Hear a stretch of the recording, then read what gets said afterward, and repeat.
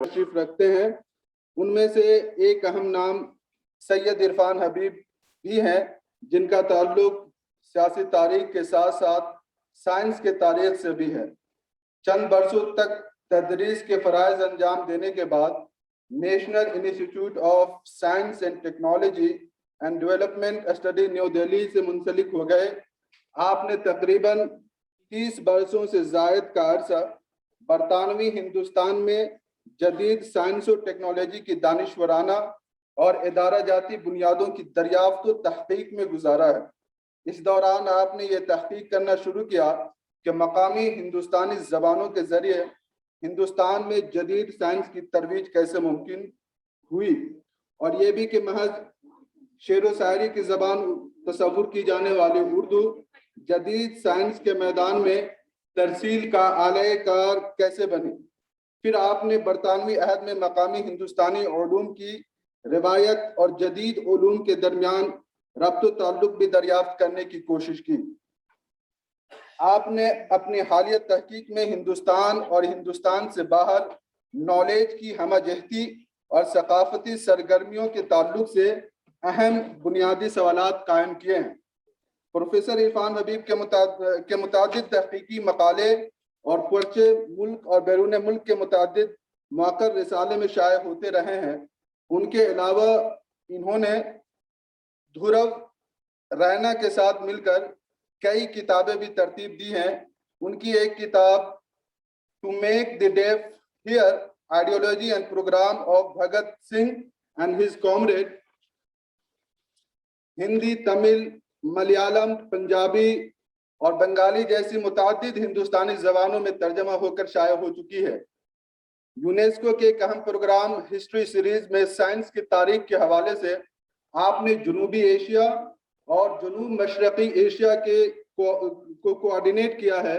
فی الحال آپ Maulana Azad National Institute of Educational Planning and Administration سے وابستہ ہیں۔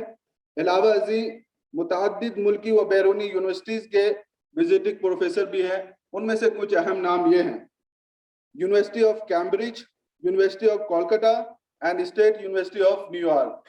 ہم نے ان میں سے کچھ جامعات کے نام وقت کی قلت کو دامن گیر سمجھتے ہوئے یہاں پہ چھوڑ دیا ہے۔ انشاءاللہ آپ ان کے بارے میں مزید ان کے خطاب سے جان پائیں گے۔ سامعین، اس قائم اسکول میں ہوئی۔ ان کے والد محترم کو علی گڑھ مسلم یونیورسٹی میں خدمت کا موقع ملا اور گھر کے سبھی لوگ علی گڑھ چلے آئے۔ پروفیسر موصوف کی علی گڑھ مسلم یونیورسٹی سے فزکس میں MSc اور پھر تحقیقاتی کام پر PhD کی ڈگری حاصل کی۔ ان کے اس کام کو عالمی تحقیقاتی حلقوں میں کافی سراہا گیا اور انہوں نے نیوکلیئر فزکس کی ایک نئی شاخ کی شروعات میں اہم رول ادا کیا۔ 1982 میں انگلستان کے رائل سوسائٹی آف لندن کے وظیفے پر آکسفورڈ یونیورسٹی جا کر نیوکلیئر فزکس کے تحقیقاتی کام سے منسلک رہے۔ 1993 تک آکسفورڈ یونیورسٹی کے ماہرین کے ساتھ مل کر ایک اہم تحقیقاتی کام کرتے رہے۔ ان کے 150 سے زائد تحقیقاتی مضامین نیوکلیئر فزکس کے مشہور جرنلز اور بین الاقوامی کانفرنسوں میں شائع ہوئے ہیں۔ اپنی ریسرچ کے کام پر امریکہ، جرمنی، انگلستان، اٹلی، جاپان، بنگلہ دیش اور اپنے ملک ہندوستان کے مشہور ریسرچ سینٹرز اور یونیورسٹیز میں ان کا لیکچر ہوتا رہا ہے۔ 1972 سے 2013 تک یعنی تقریباً 40 سال یونیورسٹیز میں جوش و خروش کے ساتھ طالب علموں کو پڑھانے کے ساتھ ساتھ ریسرچ کے کام کو جاری رکھا۔ 2013 میں یونیورسٹی سے پروفیسر اور فزکس ڈپارٹمنٹ کے چیئرمین۔ اس سے بہتر تو میرے دل کے نزدیک کوئی اور کمبینیشن نہیں ہو سکتا۔ میں سب سے پہلے سینٹرل یونیورسٹی آف کشمیر اور خاص طور سے شاہد رسول صاحب اور ان کی ٹیم کی مہمان نوازی کا شکریہ ادا کرتا ہوں۔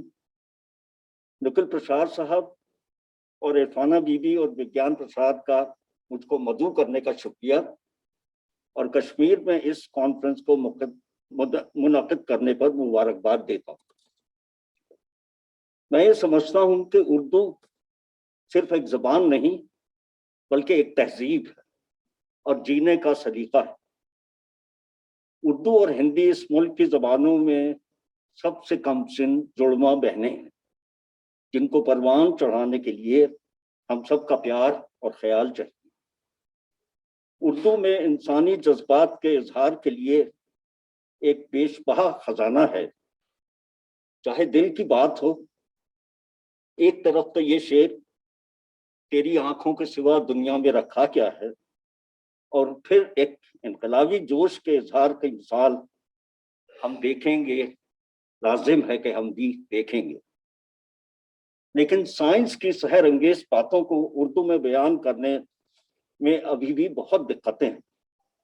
اس مشکل میدان کے بہت سارے بہادر لوگ یہاں موجود ہیں جو اس کانفرنس میں اپنے مفید مشاہدوں کو ضرور بیان کریں گے۔ لیکن میری خاص گزارش ان نوجوان دوستوں سے ہے جو یہاں موجود ہیں کہ ضرورت یہ بھی ہے کہ بہت سارے نئے لوگ اردو میں سائنس کی حیرت انگیز باتوں کو عام زبان میں چھوٹے چھوٹے مضامین کی شکل میں لکھیں۔ یہ یقیناً ضروری ہے کہ سائنس صحیح ہونی چاہیے، زبان دھیرے دھیرے خود رواں ہو جائے گی۔ کوشش یہ کرنی چاہیے کہ ہم وہ زبان استعمال کریں جو ہم عام بول چال میں کرتے ہیں۔ کوشش اس بات کی نہ کریں کہ ہمیں اپنی مہارت کا سکہ بنوانا ہے، بلکہ اپنی بات کو ایسے کہنا ہے کہ دوسروں کی سمجھ میں آسانی سے آ جائے۔ آپ یقین جانیے یہ کام اتنا مشکل نہیں ہے جتنا کہ شروع میں لگتا ہے۔ ان الفاظ کے ساتھ میں کانفرنس کے اس سیشن میں محترمی عرفان حبیب صاحب کو پیش کرتا ہوں۔ ان کو میں برسہ برس سے جانتا ہوں، بہت اچھے مقرر اور ایک مایہ ناز ریسرچر ہیں۔ اپنے نام کے ساتھ پورا انصاف کریں گے۔ محترمی کشمیر سینٹرل یونیورسٹی کشمیر کے لوگ جو آپ ہوسٹ کر رہے ہیں پورا پروگرام کو، اور مجھ جیسے آدمی کو جس کا اردو سے تعلق نہیں ہے، اردو لینگویج سے، میں اردو کا استعمال کرنے والا رہا ہوں کہ اردو میں کیا لکھا گیا سائنس میں، اس کو انگریزی میں کیسے لوگوں تک پہنچایا جائے، کیونکہ میں اردو پڑھتا ہوں لیکن اردو کا اسکالر نہیں ہوں۔ تو یہ میں آپ سے پہلے اعتراف کر لوں کیونکہ بہت زیادہ ضروری ہے۔ مجھ سے بہتر اردو بولنے والے، اردو لکھنے والے یہاں موجود ہیں، اور ان کے بیچ میں بولنا ایک بہت بڑا کمپلیکس ویسے ہی پیدا کرتا ہے، اور اگر اس کا اعتراف پہلے کر لیں تو تھوڑا آسان ہو جاتی ہے زندگی۔ یہ کام جس کے بارے میں میں بات کرنے والا ہوں، یہ ایک تو تاریخی کام ہے، تاریخی ان دا سینس کے تاریخ سے جڑا ہے، لیکن میرا کہنا یہ رہا ہے پچھلے کچھ سالوں سے اس ہسٹری آف سائنس کے مسئلے میں نہیں بلکہ ادروائز بھی، کہ ہسٹری کوئی ایک ڈیڈ سبجیکٹ نہیں ہے۔ اگر ہم 100 سال پرانی بات کرتے ہیں تو یہ ضروری نہیں ہے کہ وہ 100 سال پرانی بات آج ہمارے لیے زندہ نہیں ہے، وہ مردہ ہے۔ میرے لیے ہسٹری زندہ ہے اگر آپ اس سے کچھ سبق سیکھنے کے لیے، سبق لینے کے لیے تیار ہیں۔ وہی بات سائنس کی بھی ہے، جیسے عطا حسنین صاحب ابھی کہیں ذکر کر رہے تھے کہ صاحب عثمانیہ یونیورسٹی نے کر دیا، اب آپ کو کیا کرنے کی ضرورت ہے۔ تو یہ جو سوال پیدا ہوتے ہیں یہ بہت لوگوں کے دماغ میں آتے ہیں، لیکن ہسٹری سے، تاریخ سے اتنا کچھ سیکھا جا سکتا ہے، اچھا بھی سیکھا جا سکتا ہے، برا بھی سیکھا جا سکتا ہے، اور سب کی دونوں کی مثالیں ہمارے سامنے ہیں، خاص طور سے پچھلے کچھ سالوں سے۔ ہسٹری سے ہم کیا وہ چیز سیکھ رہے ہیں جو ہمیں بھولنی چاہیے، اور وہ چیز نہیں سیکھ رہے ہیں جو ہمیں سیکھنی چاہیے۔ تو یہ اردو کا جہاں تک سوال ہے، یہ ایک ایسا سبجیکٹ ہے جس کو ہمیں آگے بڑھانے کی ضرورت ہے، اور پہلے 100 سال پہلے لوگوں نے کیا کیا، اس سے کیا سبق لے سکتے ہیں، اس میں کیا ترمیم کر کے ہم اس کو آگے بڑھا سکتے ہیں، یہ ہم لوگوں کے اپنے جو ہماری کمپیٹنس ہے اس پر ڈیپینڈ کرتا ہے۔ میں آج آپ کے سامنے، کیونکہ وقت بہت کم ہے، 2-3 مثالوں کا ذکر کروں گا۔ اکثر یہ کہا جاتا ہے کہ سر سید کے وقت سے شروع ہوا اردو میں سائنس کی بات کرنا، پڑھانا، یا سائنس لکھنا، یا سائنس کا ترجمہ کرنا۔ لیکن جیسے پرویز اسلم صاحب نے کچھ ہنٹ کیا تھوڑی دیر پہلے صبح، اس کی تاریخ کافی پہلے شروع ہوتی ہے، اور وہی میں آپ سے بات کرنے والا ہوں 3 جگہوں کے بارے میں، حیدرآباد، لکھنؤ اور دلی، اور سب کے بارے میں تھوڑا تھوڑا 5 7 منٹ، کیونکہ زیادہ وقت نہیں۔ حیدرآباد میں پہلی مثال، میرے خیال سے پہلی مثال ہے کہ شمس العمرہ نے 1830 کا جو ڈیکیڈ ہے اس میں پہلی بار اردو میں سائنس پڑھانے کی کوشش کی، اردو میں سائنس لکھنے کی کوشش کی، اور ایک پورا ایک انسٹیٹیوشنل اٹیمپٹ جس کو کہنا چاہیے، ایک دارالترجمہ قائم کیا، بہت سارے لوگ انوالو کیے، اور میں اس لیے بریفلی بول رہا ہوں کیونکہ وقت زیادہ نہیں ہے، ورنہ تو تفصیل میں بات ہو سکتی تھی۔ بہت سی چیزیں ایسی اس میں آپ کو ملتی ہیں کہ جن سے سیدھا سبق ہم آج لے سکتے ہیں۔ بہت سی مثالیں، جیسے انہوں نے پریس قائم کی، اور اپنے پیلس کے اندر، اپنے جہاں نما ان کا پیلس تھا، اس میں مطبوعہ سنگی جس کا نام تھا، پریس قائم کی، وہیں سے کتابیں چھپتی تھی 1825 کے زمانے میں۔ اس کے بعد دارالترجمہ اس کے بعد قائم ہوا، ٹرانسلیشن بیورو 1834 میں۔ اس میں بہت سارے ایسے لوگ اکٹھے کیے۔ اب دیکھیے، اب یہ کوئی مطلب ارلی 19 سینچری کی بات ہے، انگریز ظاہر ہے ایسٹ انڈیا کمپنی کے لوگ یہاں تھے، تو انگریز جو اسکالرس تھے، جو انگریزی میں بہت سی چیزیں ہمیں دے سکتے تھے، وہ تو انہوں نے لیا ہی۔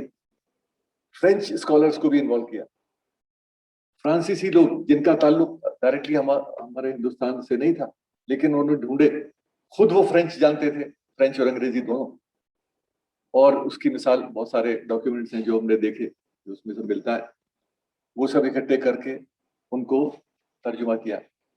دوسری چیز، ایک بہت اہم چیز یہ ہے کہ وہ ایک آبسیشن ویسٹرن نالج سے نہیں تھا۔ عربی میں جو امپورٹنٹ چیزیں ہیں جو اردو میں آنی چاہیے، عربک نالج، عربک فلاسفرس نے کیا لکھا، عربک سائنٹسٹ نے کیا لکھا، اسٹرانومی میتھمیٹکس میں کیا لکھا، وہ سب بھی، تو یہ ایک پیکیج تھا۔ تو اردو میں وہ چیز آنی چاہیے، انہوں نے چلائی۔ اس کے بعد ان کے فیملی نے اس کو 100 سال آگے تک چلایا۔ تو یہ بڑا لمبا پروجیکٹ ہے جو 100 سال سے زیادہ چلتا رہا، اردو میں سائنس۔ تو یہ ایک اس کی تاریخ، ہماری ہم آج جو بات کرتے ہیں وہ تاریخ اس کی بڑی پرانی ہے، اور بہت ساری مثالیں ہیں اس میں کہ کس طرح کی۔ اب میں کچھ سب چھوڑ کے 1-2 چیزیں شیئر کرنا چاہوں گا۔ جیسے 1840 میں ایک سیریز انہوں نے کتابوں کی چھاپی، ست شمسیہ کے نام سے، اور جو اس کے 6 پارٹس تھے، اور وہ 6 بریفلی میں شیئر کرنا چاہتا ہوں۔ پہلا تھا علم جر ثقیل، a treatise on astronomy, a treatise on mechanics. علم hair, a treatise on astronomy. علم آب، a treatise on properties of water. علم ہوا، a treatise on air. علم مناظر، a treatise on electricity and magnetism. علم برقق، a treatise on electricity and magnetism. یہ سب چیزیں، ایک تھا ایک ٹریٹیز آن لائٹ، یہ 6 تھی۔ اب ان میں کوشش انہوں نے یہ کی کہ لوگوں کو پانی کی جو کوالٹیز ہیں، عام طور سے لوگ نہیں جانتے تھے کہ اس کی خوبیاں کیا ہیں۔ روشنی کے بارے میں جب بات کیا تو انہوں نے ٹیلیسکوپ کے بارے میں بتایا، مائکروسکوپ کے بارے میں بتایا۔ یہ چیزیں بالکل اردو جو پڑھنے والے لوگ تھے وہ بالکل اس سے ناواقف تھے، ان کو پتہ ہی نہیں تھا کہ یہ سب چیزیں بھی دنیا میں ہیں۔ تو یہ سب مثالیں ہیں جو اس وقت کے جو اردو میں کام ہو رہے تھے حیدرآباد میں، وہ ایک ہمارے لیے ایک سبق بھی ہے۔ اور نیوٹن کے جو پورا پرنسپل لا ہے، گریوٹی ہے، اس کے بارے میں الگ سے لمبے آرٹیکلس ترجمے کر کے، جو انگریزی زبان میں اویلیبل ہوتا تھا اس کا ترجمہ کر کے वो लोगों तक पहुंचाते थे। तो ये एक पूरा तहरीक थी जो उन्होंने चलाई। ये 19th सेंचुरी तक तो रहा, लेकिन उसके बाद, और एक मिसाल, एक नाम और शेयर करना चाहिए आज के माहौल के हिसाब से, क्योंकि ये एक मुसलमानों का प्रोजेक्ट नहीं था। उर्दू के बारे में बहुत सारी बातें होती हैं, और ये न मुसलमानों का प्रोजेक्ट आज है, न मुसलमानों का प्रोजेक्ट पहले था। न उर्दू जबान मुसलमानों की आज है, न उर्दू जबान मुसलमानों की पहले थी। शमसुल उमरा ने राम प्रसाद, एक स्कॉलर थे, उनको इन्वॉल्व किया, और उनके एक किताब उन्होंने लिखी जिसका नाम था कवायद मुंतखब। ये राम प्रसाद साहब की किताब लिखी हुई है, 1856 में छपी, और इसका मकसद था जो कॉम्प्लेक्स मैथमेटिकल प्रॉब्लम्स हैं उनको कैसे सॉल्व किया जाए, उर्दू में ये कैसे एक्सप्लेन किया जाए। तो ये कितनी रेलेवेंट चीजें थी उस जमाने में, और जिनकी जरूरत आज भी है। आज की मैथमेटिक्स को सॉल्व करके आप बताइए, उस वक्त की नहीं। उन्होंने अपने वक्त की मैथमेटिक्स को सॉल्व करने की कोशिश की, लेकिन ये एक मिसाल है कि इस तरह की चीज उर्दू जानने वाले, पढ़ने वाले लोगों तक आप पहुंचा सकते हैं। तो ये कुछ, मैंने बहुत सारी चीजें छोड़ दी क्योंकि वक्त नहीं है। इसके बाद, और ये प्रिंसली स्टेट्स को उन्होंने एंगेज किया, बाकायदा उनको शामिल किया पूरे प्रोजेक्ट में, और एम्प्लॉय किया बाकायदा, और एक रसद खाना बनाया, ऑब्जर्वेटरी, और जिसमें सिर्फ सितारों को देखने का काम नहीं होता था, बल्कि उसमें रिसर्च भी होती थी, और जो कुछ छपता था वो उर्दू में छपता था।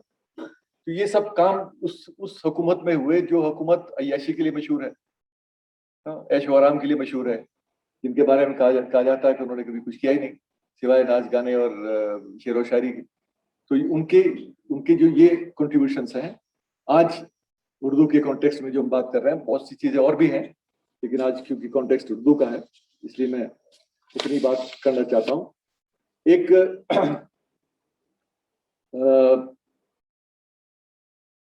वहां पे, यहाँ भी फिर एक वही मिसाल जैसे राम प्रसाद की मैंने लिया। अवध में भी एक साहब थे जिनका नाम था बाबू रसिक मोहन बंगाली। ये रसिक मोहन बंगाली, इनको अमजद अली शाह ने एंगेज किया, और इन्होंने अपनी जो इन्वेस्टिगेशन थी, अपने स्किल्स थे, उनको यूज करते हुए एक क्लॉक, एक घड़ी की, घंटा जिसको कहते हैं, वो इजाद किया। अब ये एक बड़ा अजीब सा वो है कि हमारे सामने मिसाल अकबर के जमाने की भी है कि सर टॉमस रो केम, और उन्होंने बहुत सारे जो गिफ्ट लेके आए थे उनमें एक क्यूरियो घंटा भी था, घड़ी भी थी, लेकिन अकबर ने उसको कोई खास अहमियत नहीं दी और उस पर कोई काम नहीं हुआ, क्योंकि घड़ी का ना तो हमारे यहाँ फैक्ट्री थी। यूरोप में जो घड़ी का इस्तेमाल था वो फैक्ट्री सिस्टम जो आया, इंडस्ट्रियलाइजेशन हुआ, उसमें टाइम कीपिंग के लिए जरूरत थी। हमारे हिंदुस्तान में उस वक्त वो एक क्यूरियो की तरह से, एक क्यूरोसिटी की तरह से देखा गया, और उसको मल्टीप्लाई करने की कोशिश भी नहीं की गई। और 19th सेंचुरी में भी रसिक मोहन बंगाली ने ये बनाया, लेकिन उसके बारे में भी कोई तफसीली काम नहीं हुआ। लेकिन ये काम अवध के नवाबों ने किया कि एक आदमी को एंगेज किया जो जानता था, जिसके स्किल्स उनको मालूम थे, रसिक मोहन बंगाली, और उसने ये काम किया। वाजिद अली शाह ने 1847 में बने नवाब लखनऊ के, और एक बड़ी लाइब्रेरी कायम की। और ताज्जुब की बात है कि उस लाइब्रेरी का कोई अता पता नहीं है लखनऊ में आज, गिनी चुनी किताबें रही होंगी। और वो मैं इसलिए कह रहा हूँ कि तादाद किताबों की इतनी थी कि उनमें से बड़ी तादाद में किताबें हमारे पास मौजूद होनी चाहिए थी। 2 लाख से ज्यादा किताबें उस लाइब्रेरी में थी। दिल्ली कॉलेज के एक प्रिंसिपल हुआ करते थे, German, alloy Springer. Alloy Springer को जो फेलिक्स बुत्रो, जो दूसरे प्रिंसिपल थे, जिन्होंने वर्नाक्युलर, इसकी बात मैं बाद में करूंगा थोड़ी सी। एलॉय स्प्रिंगर को अवध भेजा गया, ये ब्रिटिश सरकार ने भेजा। अवध को अपने ब्रिटिश हुकूमत में शामिल करने से पहले का काम है ये। 1847-46 तब तक अवध में नवाबों की हुकूमत थी। ब्रिटिश सरकार ने एलॉय स्प्रिंगर को दिल्ली से भेजा और ये कहा कि इन किताबों का कैटलॉगिंग करो। 4 कैटलॉग्स, 4 जिल्दों में वो कैटलॉग उन्होंने तैयार किया, जिसकी एक जिल्द सिर्फ छपी। और वो क्योंकि वो जर्मन थे, वो जिल्द उनके साथ जर्मनी चली गई, जो यहाँ से गए। मैं कुछ दिन बर्लिन में रहा, 5-6 महीने, तो मैंने उसको तलाश करने की कोशिश की। एक जिल्द जो थी वो मुझे वहां मिली, और उसमें से मैं कुछ नोट्स लेके आया। ये वो लिस्ट है जो वाजिद अली शाह की लाइब्रेरी की 2 लाख किताबों की लिस्ट जो उसने तैयार की। तो ये एक इतना अहम काम है, और ये सब किताबें उर्दू की हैं, उर्दू में लिखी गई, तर्जुमा की गई, कोई और जबान की किताब नहीं है। कुछ अंग्रेजी की होंगी, लेकिन उर्दू जखीरा, सारा जखीरा उर्दू का है। तो ये एक इतना अहम काम उस जमाने में हुआ, जिसके बारे में आमतौर से लोग नहीं जानते, ना उसको बारे में कभी बात होती है। बहुत सी चीजें ऐसी हैं, जैसे एक साहब और थे उनके हुकूमत में, उन्होंने एक अब्दुल सलाम नाम था उनका, उन्होंने कुछ इंस्ट्रूमेंट्स बनाए। और इंस्ट्रूमेंट क्या बनाए, कुछ ऐसा काम किया जिसमें उन्होंने कहा कि जो अंग्रेजी में जो साइंटिफिक इंस्ट्रूमेंट्स हैं, उनका नाम अंग्रेजी उर्दू में क्या रखा जाए। तो एक मिसाल मुझे कहीं मिली, माइक्रोस्कोप का नाम उन्होंने लिखा शीशा कलाबीन, शीशा कलाबीन। तो ये इस तरह की, मतलब I am just giving an example, मतलब ये बहुत सारी चीजें ऐसी हुई उस वक्त में, लेकिन ये कुछ मिसालें हैं जो हमें याद रखनी चाहिए कि इस तरह के काम इतने बरस पहले, 150 साल पहले हुए। एक इंटरेस्टिंग किताब एक और छपी, मकासिद उलूम, एक जनरल किताब थी जो 1841 में छपी, कलकत्ता से लिखवाई गई। अवध के नवाबों ने लिखवाई वो किताब, लेकिन क्योंकि कलकत्ता में प्रेस थी और ईस्ट इंडिया कंपनी का एक बड़ा महकमा था जहाँ किताबें छपा करती थी, तो कलकत्ता से बहुत सी किताबें छपती थी जो लिखी कहीं और जाती थी, लिखवाता कोई और था, लेकिन वो छपती वहां से थी। और ये किताब एक तर्जुमा था लॉर्ड ब्रोहम की अ treaties on the objects of pleasures of science, a treaties on the objects and pleasures of science, उसकी ये तर्जुमा था, मकासिद उलूम। ये एक और किताब है जो साइंटिफिक टर्मिनोलॉजीज पर बेस्ड है, कि उर्दू में साइंटिफिक टर्मिनोलॉजीज क्या होनी चाहिए ना, उसका नाम जो भी आप दे सकें, टर्मिनोलॉजी, मतलब उसको इस्तिलाहात की, हाँ इस्तिलाहात। तो उस पर एक पूरी किताब छपवाई, क्योंकि उसकी जरूरत महसूस हुई लोगों को कि मॉडर्न साइंस आया है तो आप सिर्फ अंग्रेजी टर्म्स और टर्मिनोलॉजी का इस्तेमाल नहीं कर सकते, उर्दू में अपना होना चाहिए। तो उसका एक किताब छपी, और उसको कमालुद्दीन हैदर थे उसमें इन्वॉल्व थे, जिन्होंने छापा। एक एस्ट्रोनॉमी वगैरह, elements of plane trigonometry, astronomy, इस तरह की बहुत सारी किताबें छपती रहीं, और एक लंबा काम चलता रहा, और जिसका एक बड़ा जखीरा, बड़ा तो नहीं कहना चाहिए, थोड़ा बहुत, एक जो लाइब्रेरी लखनऊ में है, जो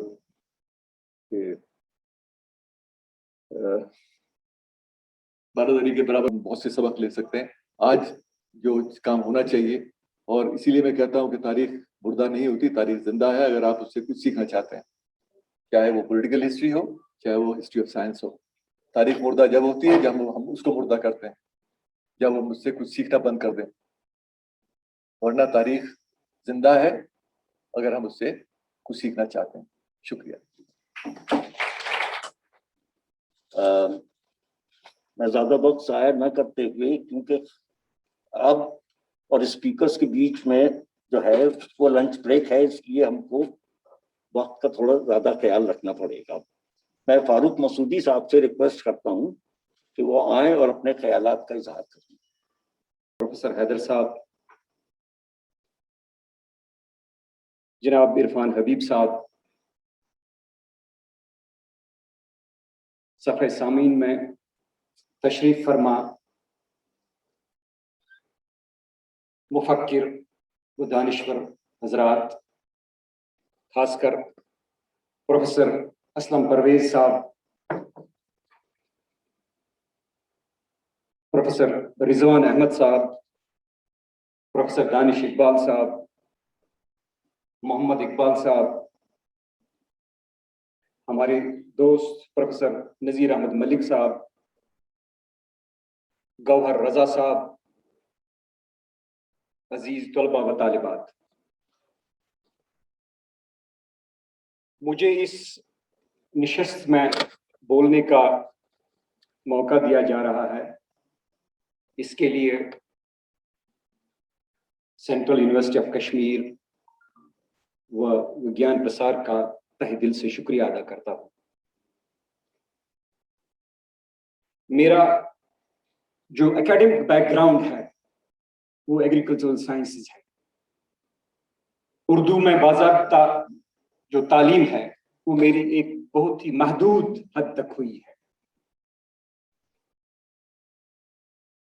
जो स्कूल डेज में हुई है, उसके बाद कोई बाज़ाब्ता ताल्लुक उर्दू जुबान के साथ रहा नहीं, सिवाय इसके कि मेरे जो मुहिबान हैं, दोस्त हैं, जो जिनका ताल्लुक यहाँ डिपार्टमेंट ऑफ उर्दू से या डिपार्टमेंट ऑफ डिस्टेंस एजुकेशन से है, हमारे अल्ताफ साहब बैठे हैं, या कुछ और दोस्त मेरे यहाँ, उनकी सोहबत का नतीजा है अगर मैं कुछ अल्फाज उर्दू के आपके सामने अर्ज कर सकूं।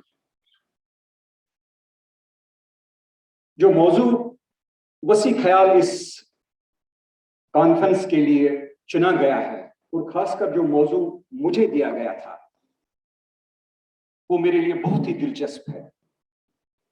मैं ये बात वसूख से कह सकता हूं कि जितना कंट्रीब्यूशन प्रोफेसर असलम परवेज साहब ने अभी तक किया है उतना कंट्रीब्यूशन मेरा नहीं है, कुछ नहीं है, जीरो है। मगर मैं कॉन्फिडेंस के साथ कह सकता हूं जो दिलचस्पी की शिद्दत असलम परवेज साहब में है, इस कम्युनिकेटिंग साइंस इन उर्दू, इस मौजू के साथ मेरी दिलचस्पी की शिद्दत बराबर उतनी है जितनी जनाब की।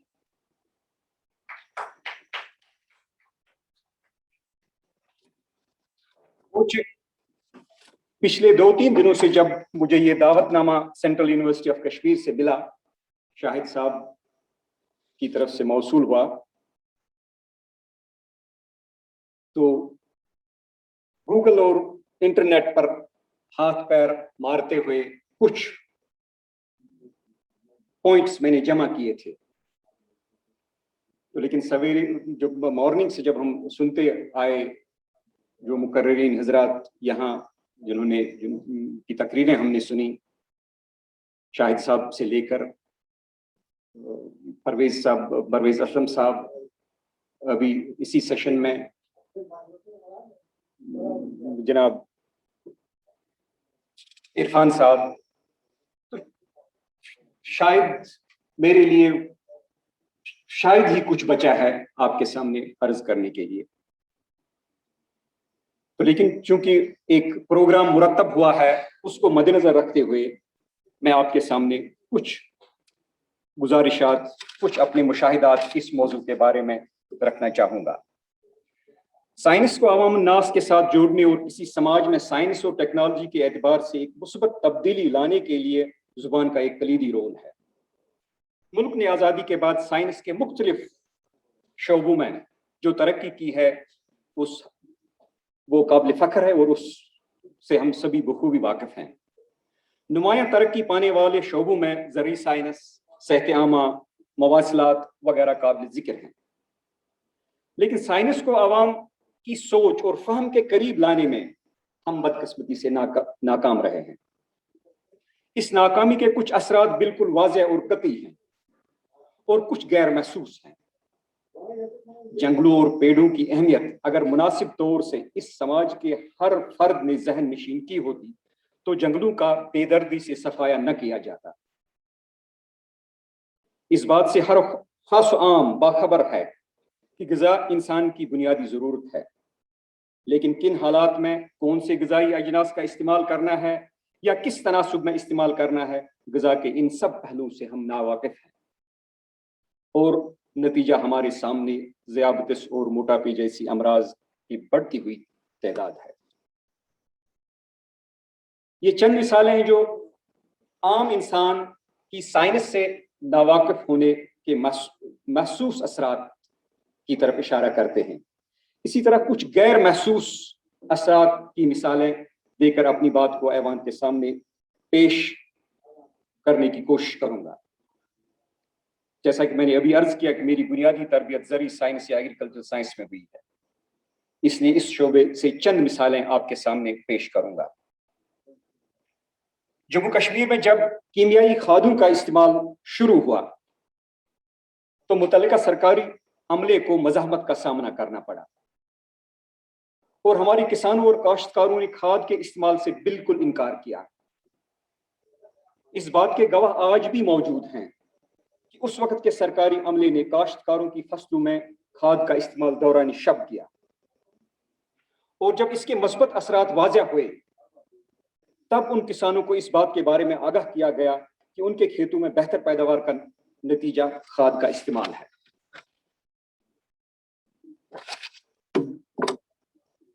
دور حاضر میں عام انسان کی سائنسی اصولوں سے واقفیت کے نشانات نہ صرف نمایاں ہیں بلکہ ان کے منفی اثرات بالکل واضح ہیں.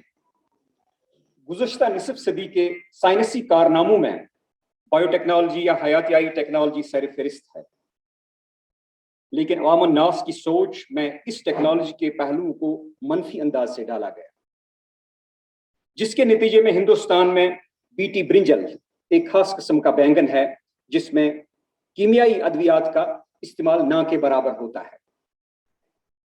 بیٹی برنجل کافی اس پہ ڈیبیٹ کیا گیا، بہت ہی زیر بحث یہ موضوع آیا، لیکن پچھلے 10 سال سے برابر 10 سال سے بیٹی برنجل کے تجربات پر یا اس کی کاشت پر بالکل پابندی تھی. یہ صرف اس بات کا نتیجہ ہے نہ صرف عوام الناس بلکہ ہمارے عوام الناس میں بہرحال پڑھے لکھے لوگ بھی کچھ ہوتے ہیں، پڑھے لکھے لوگ بھی سائنس کے ان بنیادی اصولوں سے ناواقف تھے کہ بیٹی برنجل کو کیسے تیار کیا گیا ہے، جبکہ ہمارے ہمسایہ ملک بنگلہ دیش میں کئی سال سے اس کی کاشت ہے. ابھی چند مہینے پہلے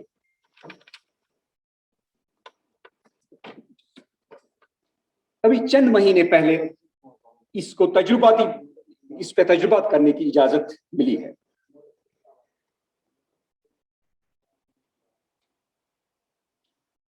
اس طرح کی صورتحال اس بات کا نتیجہ ہے کہ ہم عام انسان کو سائنس اور اس کے اصولوں سے واقف نہیں کر پائے. سائنس سے ہماری ناواقفیت کی ایک تازہ مثال وہ مزاحمت ہے جس کا سامنا ہمارے شعبہ صحت سے وابستہ عملے کو کرنا پڑا جب وہ کورونا وائرس کی ٹیکہ کاری کی مہم چلا رہے تھے.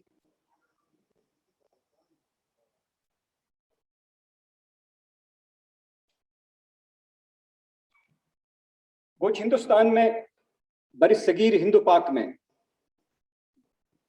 سائنس کمیونیکیشن آف سائنس ان اردو اس کی تاریخ بہت پرانی ہے. جو ہم نے تقاریر آج سن لی اس میں بالکل یہ ہم بخوبی اندازہ کر سکتے ہیں کہ آزادی سے پہلے یہ کام شروع ہوا تھا. اسلم پرویز صاحب نے اپنی تقریر میں ایک سائنس ایک جریدے ایک رسالے کا ذکر کیا جو پروبیبلی مڈ 50s تک چل رہا تھا، اس کے بعد وہ بند ہو گیا. لیکن جہاں تک میری جانکاری تک کا تعلق ہے یہ کچھ عرصے کے لیے ہی بند ہوا. آزادی کے بعد اور ملک کے تقسیم کے بعد اس رسالے کی اشاعت کراچی سے جاری ہوئی. اگر یہ وہی سائنس ہے جس کے بارے میں نے کل سے پڑھا ہے، سائنس جو ایک جریدہ آزادی سے پہلے جو شروع ہوا تھا کچھ دیر کے لیے ملک کی تقسیم کے وقت وہ بند ہوا اور اس کے بعد وہ کراچی سے تب تک وہ دلی سے وہ شائع ہوتا تھا. کیونکہ مجھے اشارہ کیا گیا ہے کہ اپنی بات کو مختصر کر لوں.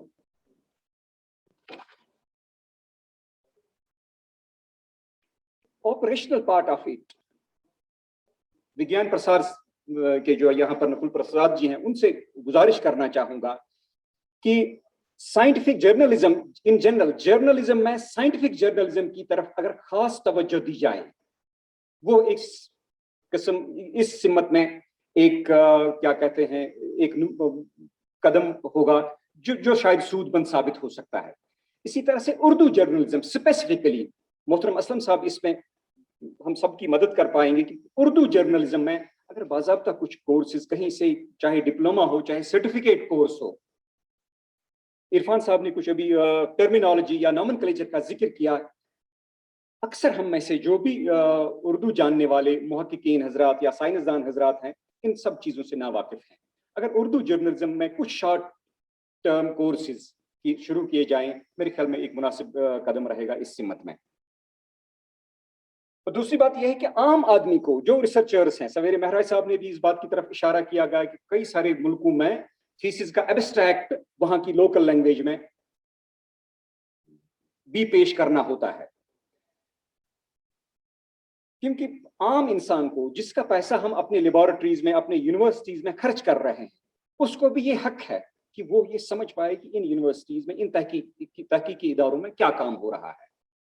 कुछ हमेशा ये मुमकिन नहीं है, जो भी काम लेबोरेटरीज में हो रहा है उसकी हर एक चीज, उसका हर पहलू आम इंसान तक, उर्फ आम में उसको पेश किया जाए, ये मुमकिन नहीं है। 100% of that work you can not translate into common mains language. लेकिन अगर वो मुहक्किक, अगर वो साइंसदान, उसमें ये चाहत नहीं है कि उसके काम का एक हिस्सा, एक मखसूस हिस्सा आम आदमी तक पहुंचना चाहिए, मेरी समझ से, मेरी राय से, शायद उसने न सिर्फ अपने मजमून को ठीक ढंग से समझा है, न उसकी अफादियत को समझा है। अगर हमारे दिमाग में ये चीज ना हो कि मेरी तहकीक में, मेरे तजुर्बे में, मेरा जो प्रोजेक्ट है, इसमें आम इंसान की बेहतरी के लिए, आम इंसान की चाहत का कौन सा पहलू है, कौन सी चीज इसमें है, मेरे ख्याल में उस चीज को बहुत जरूरी है। और इस बात में इस ख्याल में कोई दो राय नहीं है कि जो मादरी जबान है, इस मादरी जबान में, मदर टंग में साइंस को कम्युनिकेट करना आम इंसान तक ये बहुत जरूरी है। माजूर का एक शेर जो कि आज से 60-70 साल पहले कहा गया है, बिल्कुल जो एनवायरमेंटल प्रोटेक्शन है, बिल्कुल उसके साथ मेल खाता है। थावेने कुदरतन पन्नन खजानन ठान मुजरित चपैसी बगरवित खुन बनो शहमार इंसानों, बिल्कुल एनवायरमेंटल प्रोटेक्शन और उसकी कंजर्वेशन की तरफ इस बात का इशारा है। माजरत चाहूँगा उन हजरात से जो कश्मीरी नहीं समझते हैं, और इन्हीं अल्फाज के साथ आप सबसे शुक्रिया करता हूँ। आपने मुझे यहाँ आने का मौका दिया और अपने ख्यालात आपके सामने रखने का मौका दिया। Thank you very much.